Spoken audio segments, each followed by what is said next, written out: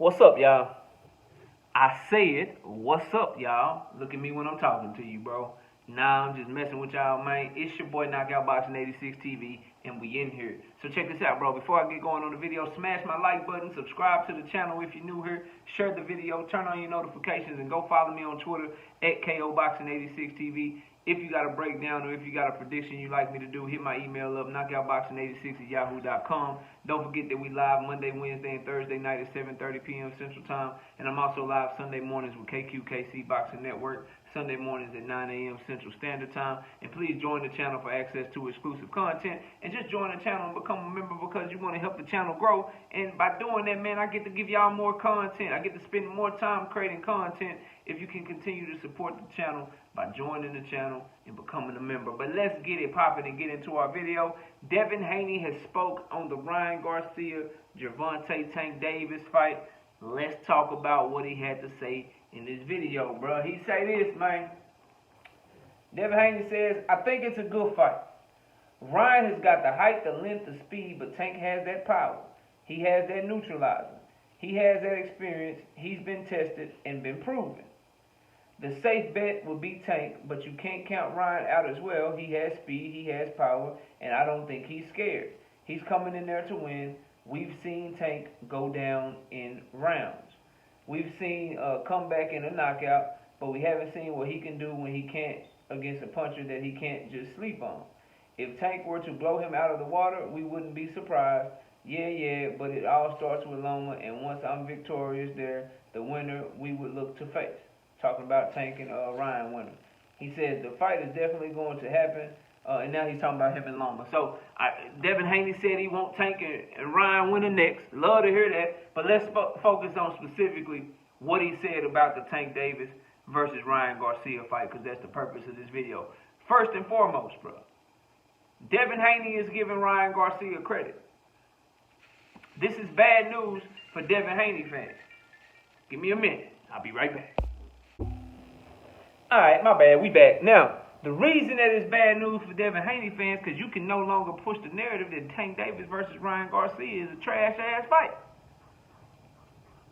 Otherwise, you're going against the words of your own fighter. You know, the same thing that we like to do when my fellow Devin Haney fans that are also Earl Spence fans like to point out to Bud Crawford fans that, hey, how can you go against Bud Crawford when he said he agreed to everything? So why are you arguing that he didn't agree to everything, or that the contract was this and it was that, and he didn't sign because of this when he said he agreed to everything, you know, using his words against him?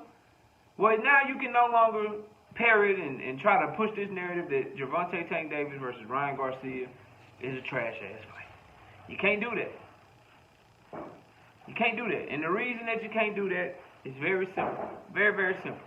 Devin Haney is giving Ryan Garcia his credit. He said Ryan Garcia is very fast. He's powerful. He got the height. He got the length. You got to favor Tank Davis. But he gave Ryan Garcia his props. That's one of the first things we noticed when we were reading his quotes. The other thing is, the whole Tank Davis ain't fought nobody. The whole Tank Davis resume is trash. Well, Devin Haney seems to think that Tank Davis, what were the words that he used? Because we don't like to put words in people's mouths. He's been tested and been proven. How can you be tested and be proven if you ain't fought nobody? You see how when people remove themselves from their anger or their disdain towards somebody, how they end up kind of telling on themselves and telling the truth? Because Devin Haney is the same person that'll tell you that Tank Davis, you know, he told you before, Tank Davis never fought nobody. Just stay with Mayweather if you ain't going to fight nobody. But how can he not fight anybody, but at the same time be tested and be proven? That doesn't go together.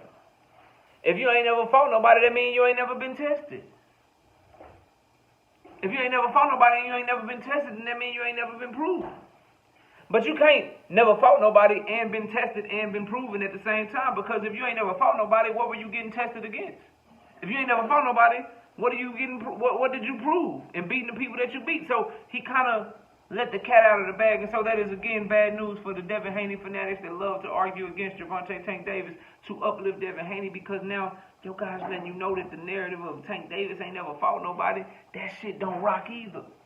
Because how can he be tested in your eyes if you truly believe he ain't never fought nobody? How could he be proven in your eyes if you truly believe that he ain't never fought nobody? So that shit's over with too. Now one thing, and again, Devin Haney resume ain't trash. This is just strictly for the ones that, hey man, Tank Davis resume garbage.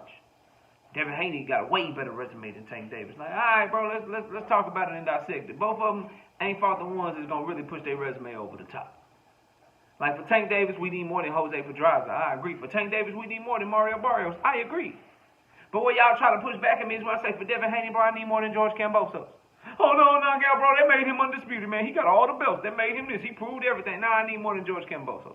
If you need more than Isak Pitbull Cruz, I need more than George Kambosos, bro. If you need more than Leo Santa Cruz, I need more than Jorge Linares already being knocked out 4 times and having multiple losses on his resume, bro. If you need more than Yuriorkis Gamboa, bro, I need more than Abdullah. Shit, if you need more than Yuriorkis Gamboa, hell, I need more than the older ass Yuriorkis Gamboa that was already knocked out by Tank. Y'all get the message, but let's keep going, bro. This last thing I want to touch on, because I hear this shit a lot, and it's just not factual. It's just not true. And it's this statement right here. We've seen Tank go down in rounds. Is what Devin Haney said. We've seen Tank go down in rounds. We've seen him come back in a knockout, but we haven't seen what he can do when he can't against a puncher that he just can't sleep on. I don't know what Devin has seen. Maybe he can point a fight out to me. I do not know what Devin Haney fanatics that say the same thing that Devin Haney has seen. What fights they can point to. Maybe they can help me out. But I have never seen Tank Davis go down in rounds in a fight. I've never seen him come back to get a stoppage. Because coming back to get a stoppage would mean that at the time of the stoppage, you were losing the fight. That if you didn't get the knockout and the fight stopped right there, you would have taken an L. I've never seen that before. So when people say that shit to me, I get very confused with what you're talking about. Oh, Tank Davis be down in rounds before he get the knockout. We've seen Tank go down in rounds before he get the knockout. That's a lie, bro. That's a 100% lie.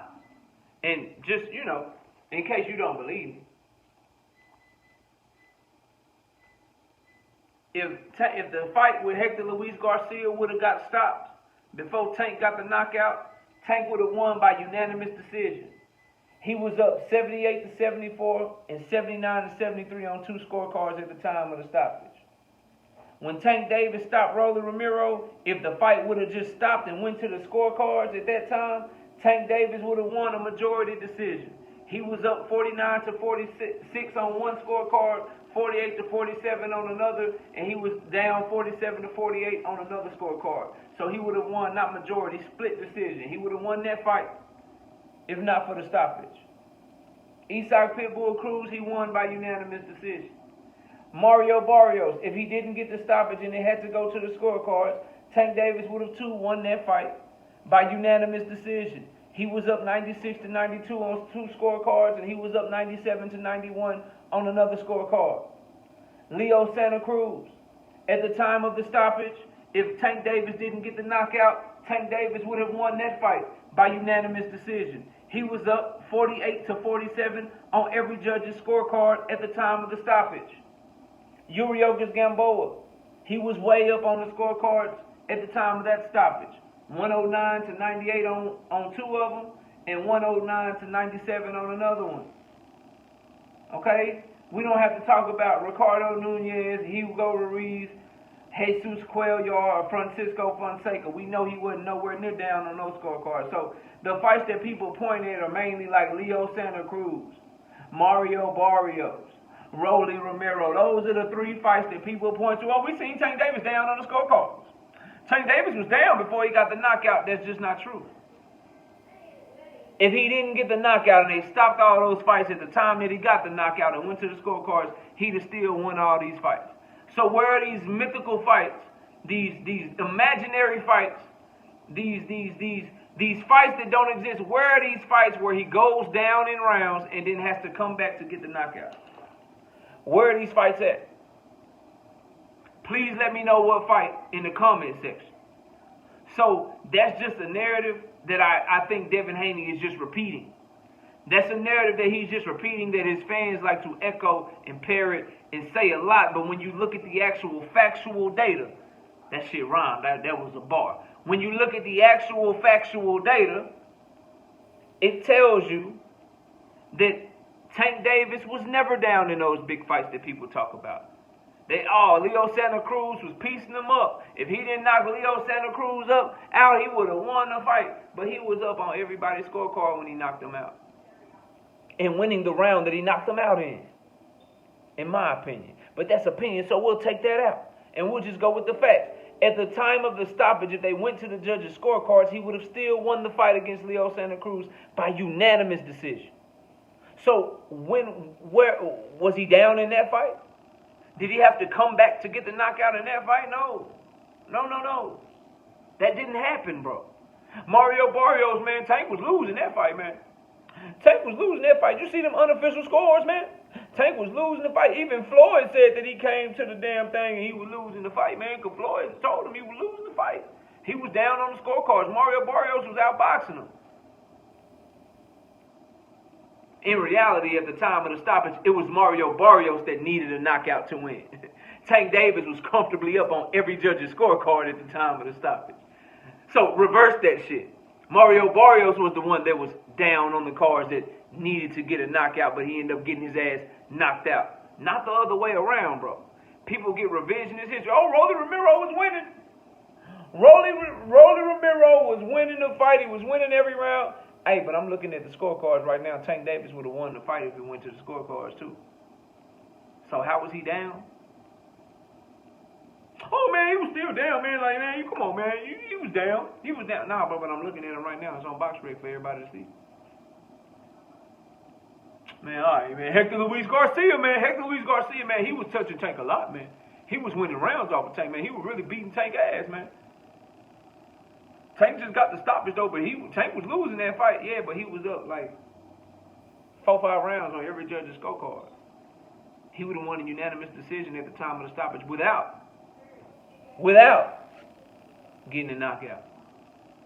So we gotta stop that shit, bro. Let's live in facts. Let's live in what actually happens. And what people do with Gervonta Tank Davis, in my opinion, is every round he don't get the knockout, you give it to the other person. Because you spend your whole fight waiting on a knockout. So if a round is more competitive, if he don't get the knockout, then you automatically get that round to the other person. Because he didn't meet your expectations of him, which is every time you watch Tank Davis hit somebody, you expect him to get a knockout. It's the same thing with Steph Curry. You be surprised when he don't make a three-point shot. When Steph Curry go up to shoot a three-point shot, he's so good that you be surprised that he missed it. Tank Davis is so good that you be surprised that somebody lasted around with him. And so you give him that round just for merely surviving or trying to be competitive. But that narrative don't float either, Jack. So come with another one and holler at your boy. Y'all know what to do, man. Hit the like button, sub to the channel, share the video, turn on your notifications, go follow me on Twitter at KOBoxing86TV. Join the channel for access to exclusive content. And don't forget, I'm live Monday, Wednesday, Thursday night, 7:30 p.m. Central Time, and also Sunday morning with KQKC Boxing Network at 9 a.m. Central Time. I appreciate everybody watching. Enjoy the rest of your day. And with that, we out of here. Peace out.